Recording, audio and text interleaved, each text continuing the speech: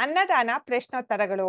ಪ್ರಶ್ನೆ ಸಂಖ್ಯೆ 2. ಹುಡುಗನು ಶಿವನ ಬಳಿ ಕೇಳಿದ ಪ್ರಶ್ನೆಗಳ್ಯಾವುವು? ಅದಕ್ಕೆ ಶಿವನು ನೀಡಿದ ಉತ್ತರಗಳೇನು?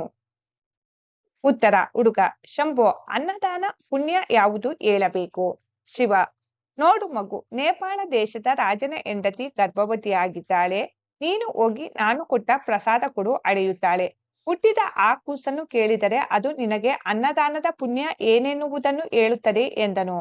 ಹುಡುಗ: ರಾಜನ ಕೆರೆಯಲ್ಲಿ ನೀರು ಬೀಳದಿರಲು ಕಾರಣ ಕೇಳಿದ. ಅದಕ್ಕೆ ಶಿವ: ರಾಜನಿಗೆ ಬೆಳೆದ ಮಗಳಿದ್ದಾಳೆ. ಅವಳನ್ನು ಯೋಗ್ಯ ವರನಿಗೆ ಕೊಟ್ಟು ಮದುವೆ ಮಾಡಿದರೆ ಕೆರೆಯಲ್ಲಿ ನೀರು ತುಂಬುತ್ತದೆ.